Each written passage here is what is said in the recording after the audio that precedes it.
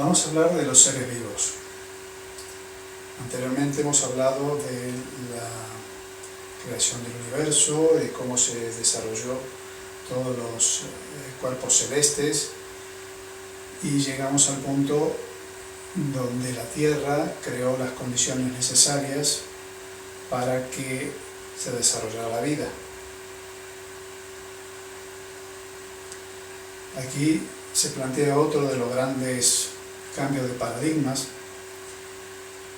entre la visión bíblica de la creación y la visión científica que se desarrolló a partir del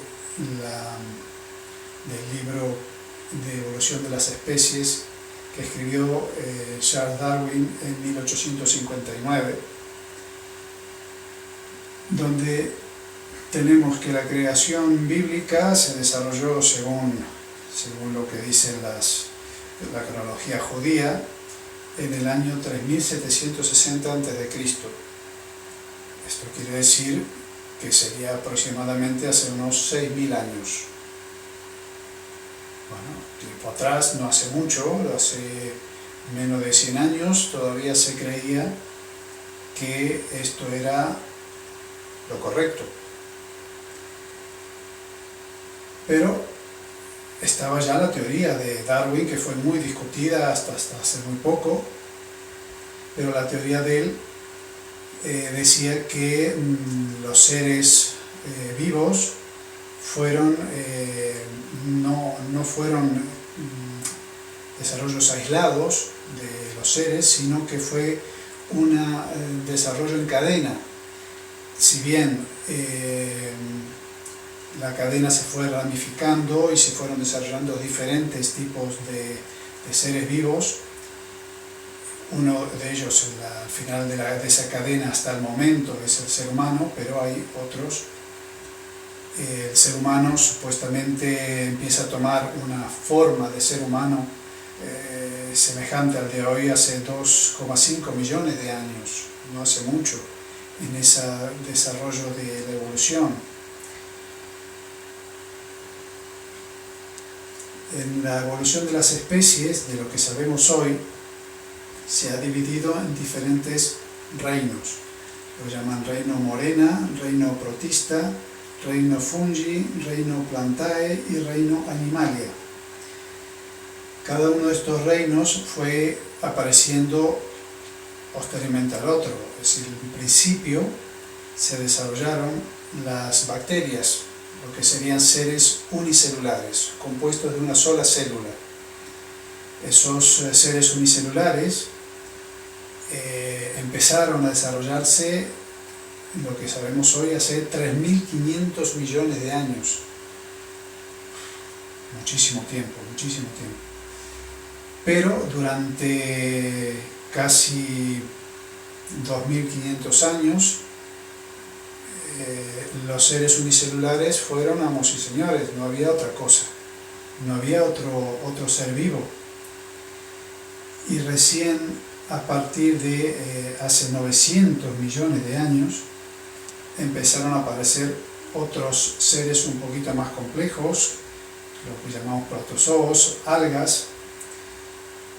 Recién a partir de los 500 millones de años atrás empezaron a aparecer hongos.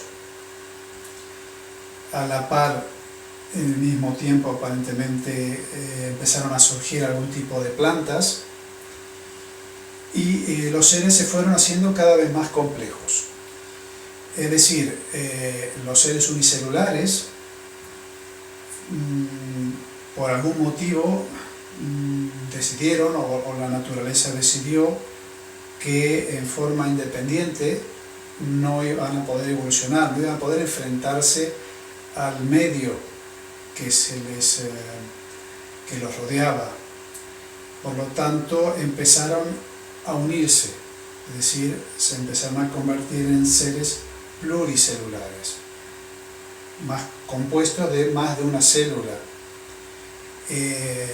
A medida que fueron desarrollándose, empezaron a aparecer seres anfibios como que vivían en los mares principalmente, en el agua, se fueron desarrollando, y la curiosidad, el paso de las plantas a los anfibios, principalmente fue el desarrollo de su sistema nervioso. Para poder desplazarse, pensemos que hasta aquí básicamente las plantas y esto no requería mayor movimiento, pero cuando empezaron a desplazarse en forma independiente, necesitaron algún tipo de control con respecto a lo que estaba pasando en su exterior, en el exterior de los seres. Ahí fueron desarrollando ciertas células, ciertos grupos de células que ya empezaron a especializarse dentro del mismo organismo, se fueron especializando en los diferentes tipos de órganos, de sistemas y de aparatos dentro de cada uno de los seres vivos. Uno de ellos, un grupo de células, se fue desarrollando y especializando en pensar, y desarrollaron el sistema nervioso, ese sistema nervioso que les permitía detectar cosas del exterior, por ejemplo, al tacto, al gusto, y empezar a tomar acciones en función de lo que pasaba en el exterior. Eso fue gracias al sistema nervioso, ya hablaremos un poco más de eso. Luego se desarrollaron los mamíferos, cada vez sistemas de seres pluricelulares cada vez más complejos. Luego vinieron las aves, que ya tuvieron capacidad incluso ya de desplazarse no solo en 2 dimensiones, sino en 3 dimensiones, podían desplazarse por el aire. Y finalmente empieza a aparecer lo que llamamos ser humano. El ser humano lo diferenciamos del resto porque fue desarrollando el sistema nervioso del ser humano, se fue desarrollando y concentrando de manera tal de desarrollar lo que llamamos cerebro. Ese cerebro fue creciendo de una manera especial comparativamente con el resto de los seres vivos, especialmente de los mamíferos, del resto de los mamíferos, y le dio capacidad de razonar, de poder tener capacidades de razonamiento abstracto, es decir, que no era solamente un mero hecho de acción y reacción su respuesta, sino que le permitía tomar decisiones con respecto a avanzarse hacia el futuro, es decir, hacer estimaciones de lo que podía suceder. Entonces, cuanto más adivinaba, entre comillas, adivinaba lo que podía suceder en el futuro, estaba más preparado para su subsistencia.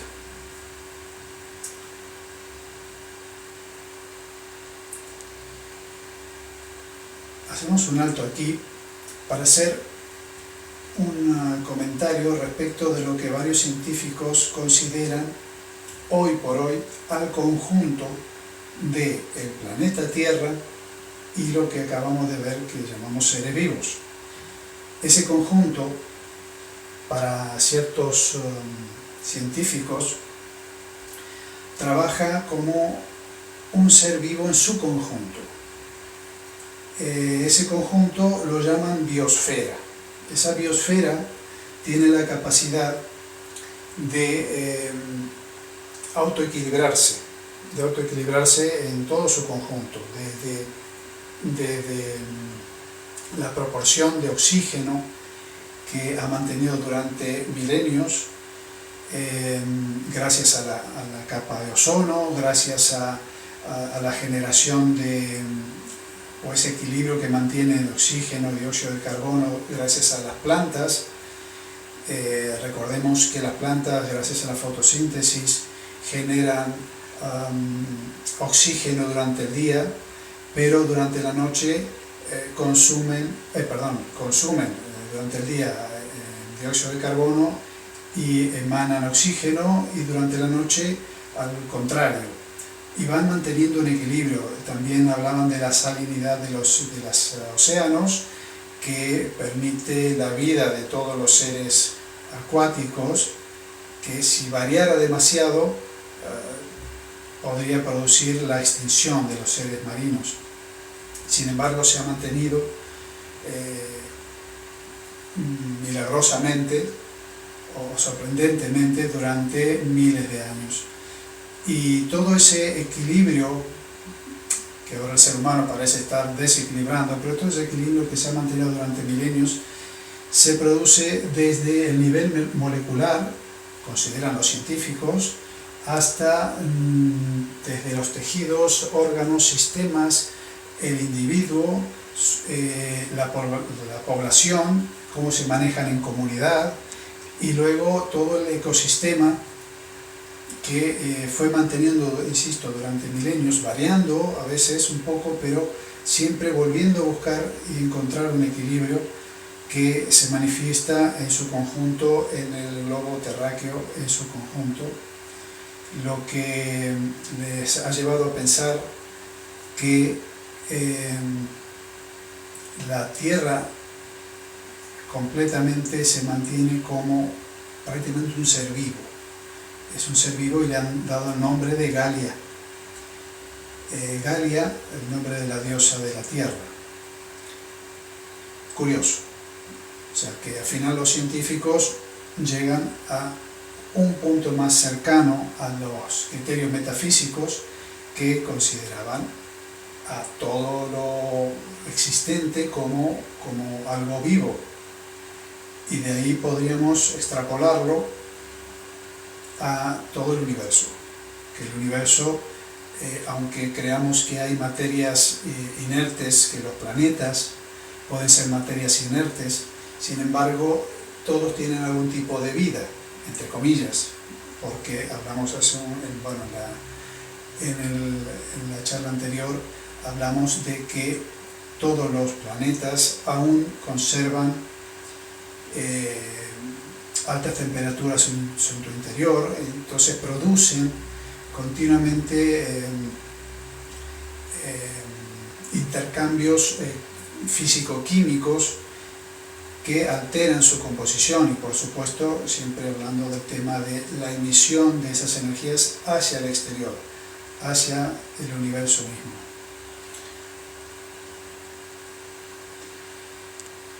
Pero dentro de ese desarrollo de los seres vivos vamos a hablar particularmente del ser humano, desde luego.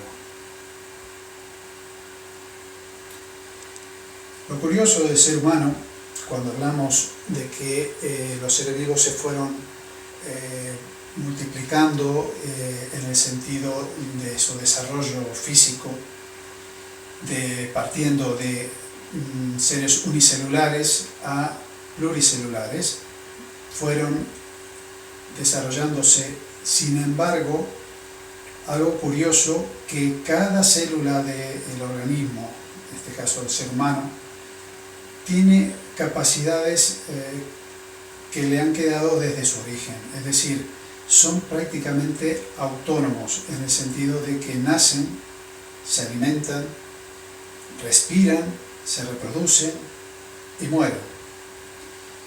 Y cada uno de estos son casi como unos seres. Recordemos que en el desarrollo de los seres vivos hablamos de que estuvieron los seres unicelulares casi solos en la Tierra por 2.500 millones de años. ¿Qué importancia tiene esto? La importancia que tiene es que en todo ese tiempo han tenido la posibilidad, y lo han logrado, de desarrollar ciertas capacidades de las cuales hoy no estamos muy conscientes, pero científicos han descubierto que cada célula tiene una intrínseca capacidad incluso de pensar, tiene una cierta capacidad de pensar, y lo vamos a ver un poco más adelante, lo desarrollaremos más adelante. De momento quedémonos que cada ser humano el cuerpo de un ser humano está compuesto por alrededor de 50 trillones de células. 50 trillones de células, es decir, de seres vivos, entre comillas. Y cada una de esas células se fue especializando. Por grupos se fueron especializando en cada uno de los sistemas del cuerpo humano. Ahora lo veremos. Hacemos un paréntesis y comentamos que cada célula de esos 50 trillones de células del cuerpo humano tiene en su núcleo la información genética. Cada célula tiene la información genética completa para desarrollar un cuerpo entero. Cada célula. Ahora, con el desarrollo de la genética, sabemos mucho más del tema, sabemos que hablamos de células madre, que se utilizan para diferentes funciones. Pero cada célula tiene la capacidad de desarrollar todo un cuerpo humano completo, toda la información. Lo curioso, vale la pena comentarlo, lo curioso es que cuando se estudió el genoma humano, empezó hace unos 10 años, se terminó descubriendo algo curioso. Del 100% de la información que dispone esa macromolécula llamada ADN, del 100%, solo un 5% de toda esa información les parecía codificante, es decir, que solo el 5% de toda esa información era útil para lograr lo que acabamos de decir, desarrollar un cuerpo completo. Entonces, ha quedado un poco en el aire todo ese 95% restante que es inútil, es basura. Bueno, ya comentaremos más adelante cuáles son mis supuestos.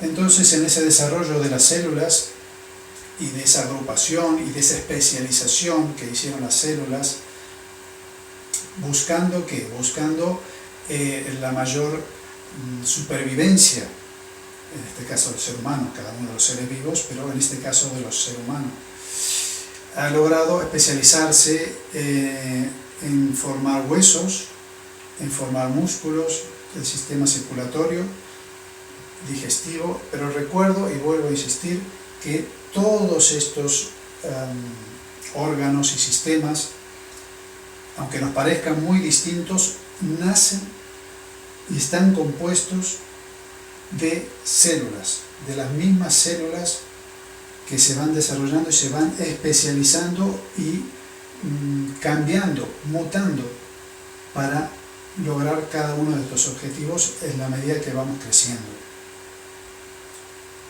La verdad que es un milagro de la naturaleza. Y tenemos principalmente, nosotros vamos a trabajar sobre el sistema nervioso.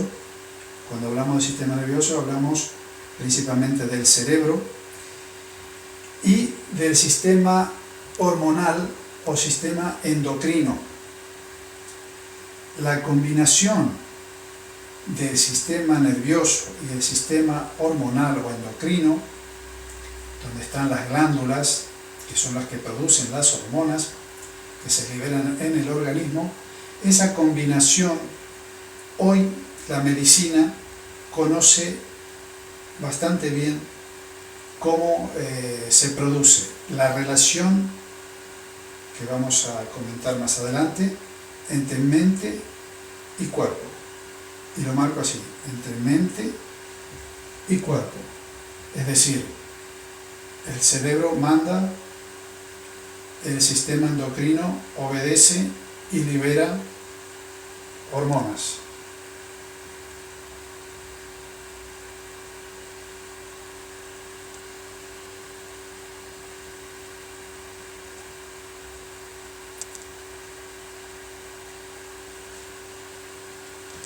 Entonces, vamos a hablar del sistema nervioso. El sistema nervioso dijimos que está compuesto principalmente, y vamos a hablar en detalle, del cerebro.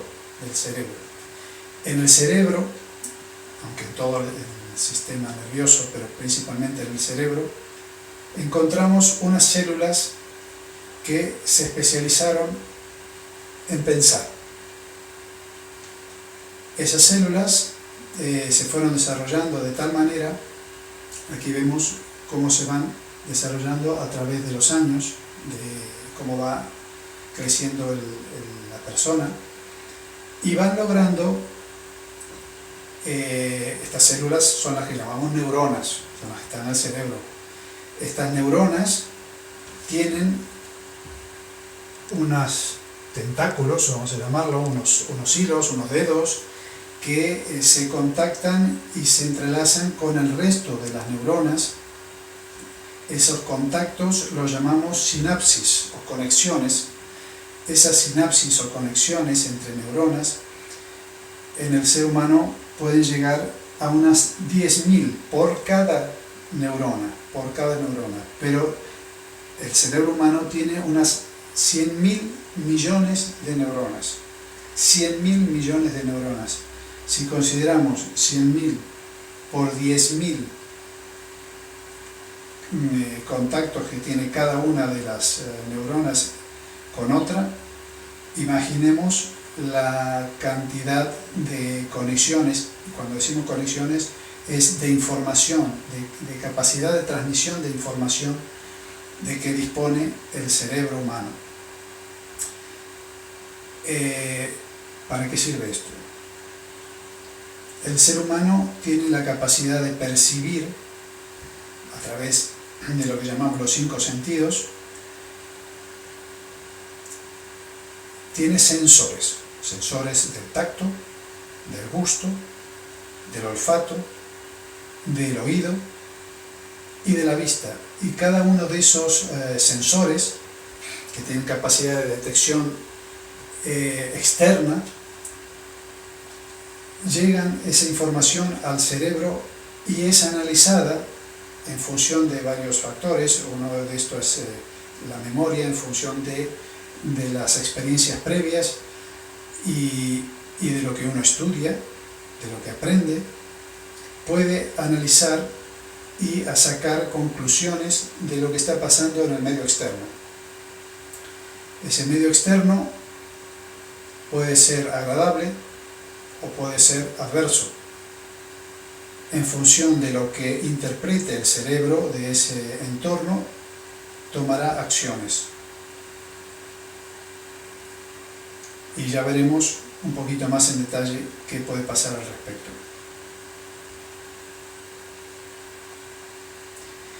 Pero el cerebro humano, hay gente que dice, científicos, que dicen que el cerebro humano en la actualidad utiliza solo entre el 5 y el 10% de su potencial. Yo me pregunto, entonces, ¿cuál es el potencial de ese 90-95% restante? Ya lo veremos, desde luego, si no, no lo plantearía. Lo que sabemos es que el lado derecho trabaja, hay dos lóbulos, el lóbulo derecho y el lóbulo izquierdo, está separado en dos lóbulos, en dos partes del cerebro, y donde el lóbulo derecho trabaja especialmente con la imaginación y el pensamiento abstracto. Curioso, está especializado, el cerebro además está especializado en dos áreas principales. Y el lóbulo izquierdo, la comprensión de las ideas, pensamiento concreto. Sin embargo, todo en el cerebro es energía, maneja energía eléctrica. O sea, las neuronas que vimos hace un momento logran esa comunicación entre el resto de las neuronas y el resto del cuerpo a través de energía eléctrica que se genera dentro de la misma célula.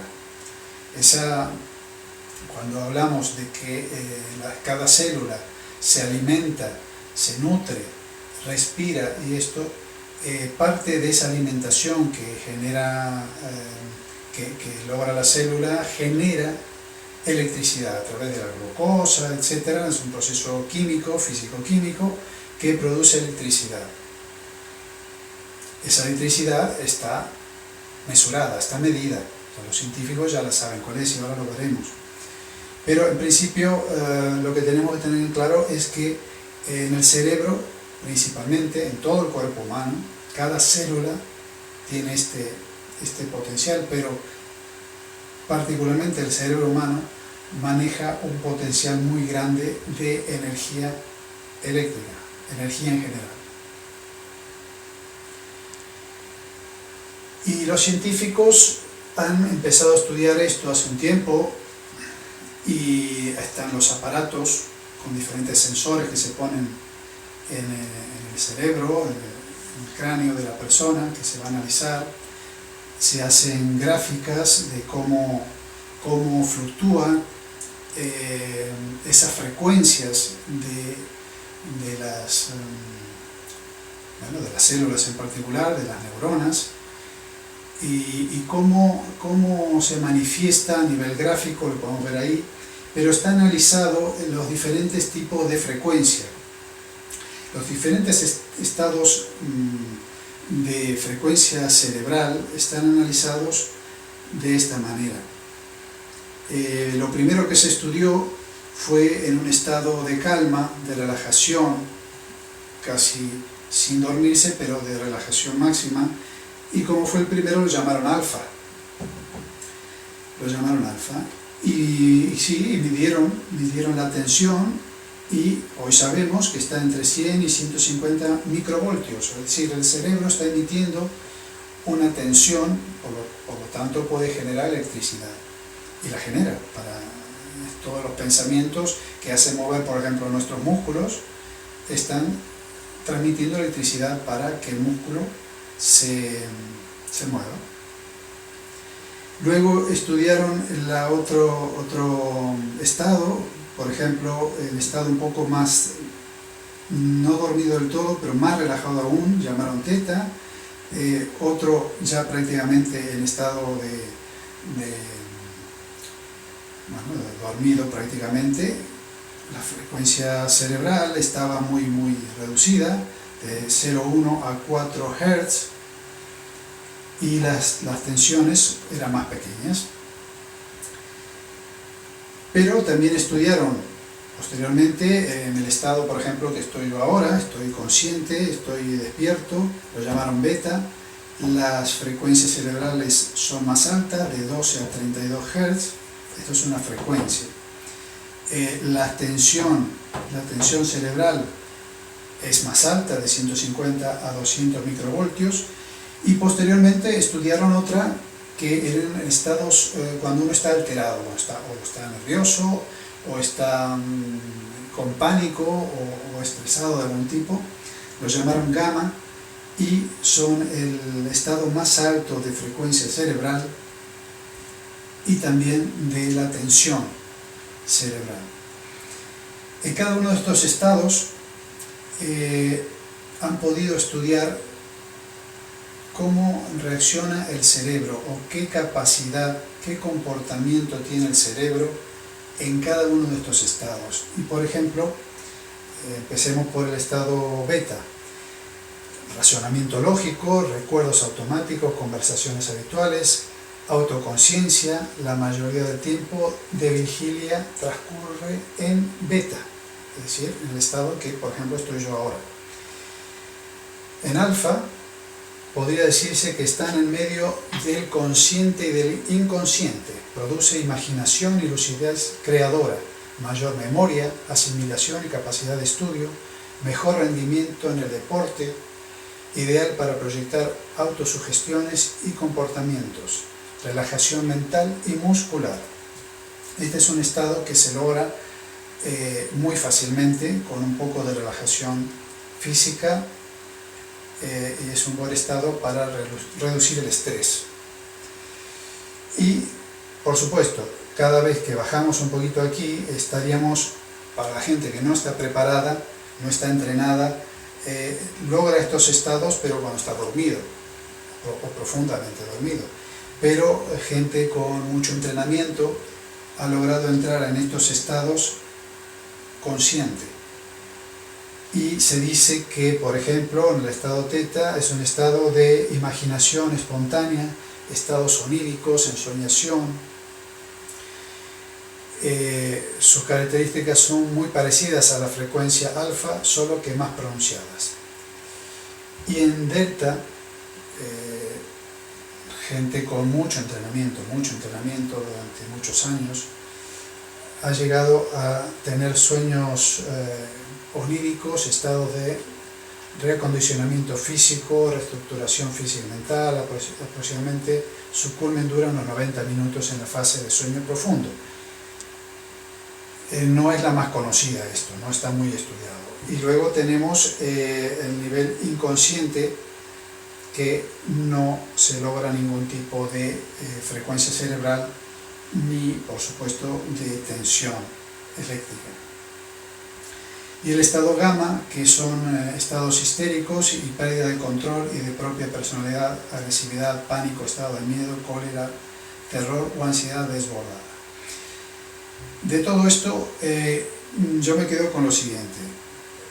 El estado alfa, que es fácil de conseguir, y es un estado que se logra con un poco de práctica de meditación. Ya está estudiado que, científicamente se ha estudiado la gente que hace meditación y ha logrado con facilidad estos estados, logrando una gran capacidad, primero de relajación y de reducción de estrés, y por supuesto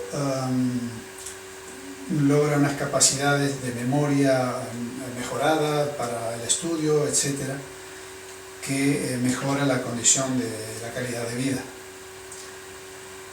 Todo esto, siempre, todo lo que yo voy a explicar a nivel científico, quédense con algo porque luego lo extrapolaremos a la parte metafísica.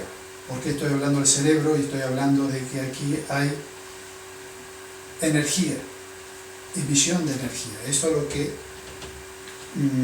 voy a utilizar como base para lo que hablaré en metafísica.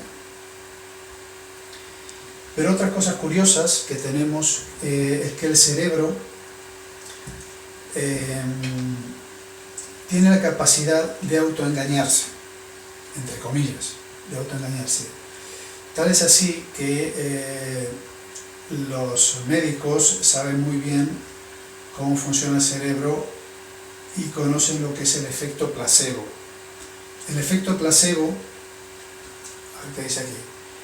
Un placebo es una terapia que no tiene eficacia médica en principio, pero que puede tener efectos curativos o paliativos si el paciente cree que en realidad está tomando una medicina. Curioso. Es decir, que aunque no sea científicamente demostrado que una pastilla que le estemos dando al paciente pueda curarlo, si el paciente lo cree, algo pasa en su organismo, que logra una mejora. El placebo tiene resultados por el mero hecho de que algunas personas creen que se están medicando.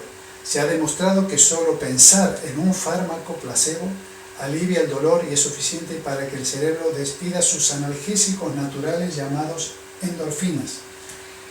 El aspecto psicológico del placebo, particularmente el poder de la sugestión, es lo que se ha considerado hasta ahora para explicar su éxito, y con esta suposición gran parte de la comunidad médica ha reconocido su eficacia y lo explica en numerosos casos, por ejemplo en técnicas de visualización contra el cáncer.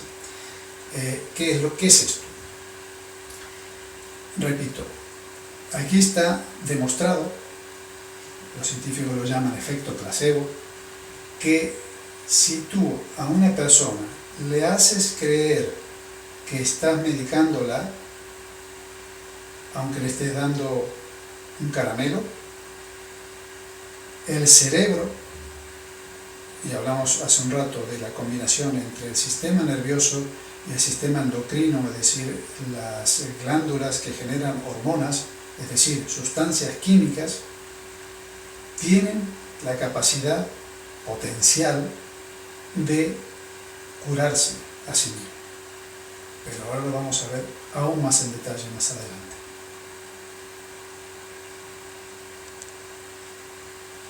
Hago un paréntesis. Así como digo curarse, también digo enfermarse. Si uno cree que se puede enfermar, también se enfermará. Pero ahora lo veremos más en detalle. Hablamos del ser humano, pero ¿qué pasa en los animales? Los animales también desarrollaron el sistema nervioso. Entonces, ¿qué pasará con su cerebro? ¿También desarrollan algún tipo de energía? Sin duda, sin duda, sin duda.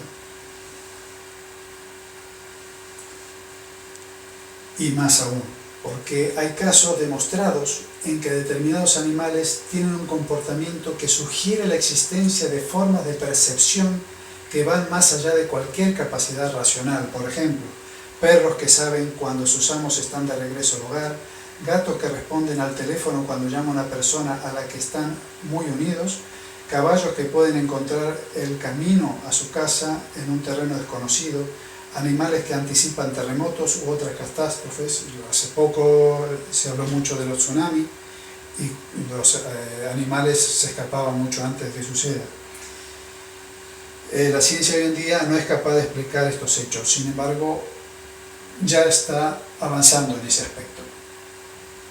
Por ejemplo, sabemos que las palomas mensajeras hoy tienen, sabemos hoy que las palomas mensajeras tienen la capacidad de orientarse por el campo magnético terrestre, por ejemplo. Son capacidades que el ser humano, si las tiene ocultas, no las tiene desarrolladas o las tiene tapadas. Es decir, capacidades, a todo esto voy con que son capacidades que lo percibimos en los animales, pero que potencialmente el ser humano puede desarrollar, puede tener, y que de alguna manera está un poco tapado en ese aspecto. Pero ya veremos, insisto, más adelante. ¿Pero qué pasa con las plantas? Las plantas también son seres vivos. Es cierto que no han desarrollado un sistema nervioso, no tienen ningún tipo de cerebro en principio, pero hay científicos que han estudiado y se han sorprendido por muchos comportamientos de las plantas. Por ejemplo, el doctor Howard Miller, citólogo de Nueva Jersey, llegó a la conclusión de que todos los seres debían tener una especie de conciencia celular. Y volvemos a las células, volvemos al origen primigenio de las células. Marcel Vogel, prestigioso químico investigador de la International Business Machines, dijo: las plantas pueden ser ciegas, sordas e insensibles en el sentido humano, pero no cabe la menor duda en mi mente de que son instrumentos extraordinariamente sensitivos para medir las emociones del hombre. Curioso. Y dice, el reino vegetal parece capaz de captar mensajes de las intenciones buenas o malas que son más sinceras y veraces que cuando se traducen en palabras, talento que los seres humanos pueden compartir, pero que de momento han oscurecido. Esto dicho por un estudioso, ¿qué está diciendo aquí? ¿Qué está diciendo aquí? Repito, el reino vegetal parece capaz de captar mensajes de las intenciones. O sea, poca cosa está diciendo aquí. Pero todo esto ya lo desarrollaremos más adelante. Sin embargo, está hablando de que las plantas pueden detectar intenciones buenas y malas del ser humano. Curioso. Como mínimo curioso. En investigaciones realizadas con plantas y seres primarios como amebas, cultivo de moho, se encontró que estos poseen percepciones extrasensoriales. Claro, porque no tienen los sensores que tenemos nosotros, por eso son extrasensoriales, no es algo tan raro, pero sí que tienen algún tipo de capacidad de detección de lo que pasa a su alrededor, y seguramente lo logran a través de cada una de sus células. Cada una de sus células componentes sigue siendo y teniendo capacidades originales de cuando eran seres unicelulares y habían desarrollado, hoy estamos convencidos de que han desarrollado cada célula y lo mantienen, una capacidad muy importante, autónoma, para saber lo que está pasando en su exterior, de cada una de esas células.